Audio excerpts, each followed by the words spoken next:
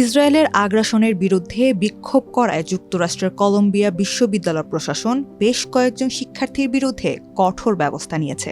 এর মধ্যে ৮০ জন শিক্ষার্থীকে বহিষ্কার, ডিগ্রি প্রত্যাহার সহ বিভিন্ন শাস্তি দিয়েছে তারা।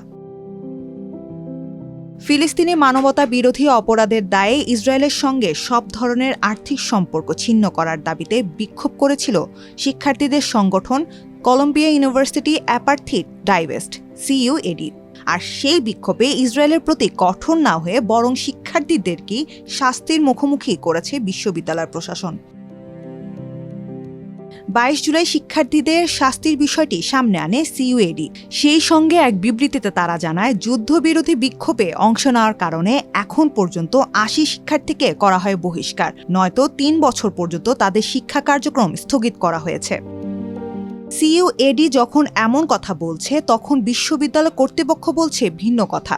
তাদের দাবি, শাস্তি পাওয়া শিক্ষার্থীরা ২০২৫ সালের মে মাসে বাটলার লাইব্রেরিতে বিশৃঙ্খলা ও ২০২৪ সালের বসন্তে অ্যালুমনাই উইকেন্ডে তাঁবু স্থাপন করে ক্যাম্পাসে অবস্থান করে শিক্ষা কার্যক্রমে বিঘ্ন ঘটিয়েছেন, যা বিশ্ববিদ্যালয়ের নীতিমালা ও নিয়মের লঙ্ঘন। আর এই নিয়ম লঙ্ঘনের কারণেই তাদের এই পরিণাম ভোগ করতে হবে। তবে এমন কঠোর শাস্তি দিয়েও যে শিক্ষার্থীদের থামানো যাবে না বলে বিশ্ববিদ্যালয় প্রশাসনকে সাফ জানিয়ে দিয়েছে CUAD। তাদের ভাষ্য, আমাদের থামানো যাবে না, আমরা ফিলিস্তিনের মুক্তির লড়াই চালিয়ে যাব।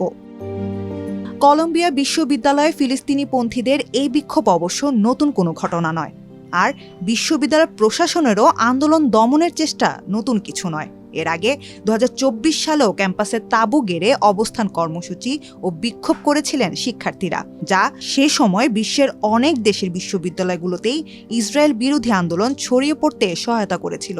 পরে বিক্ষোভ দমনে পুলিশকে ক্যাম্পাসে ঢোকার অনুমতি দেয় কলম্বিয়া বিশ্ববিদ্যালয় কর্তৃপক্ষ। গুড়িয়ে দেওয়া হয় তাঁবু, গ্রেপ্তার করা হয় বহু শিক্ষার্থীকে।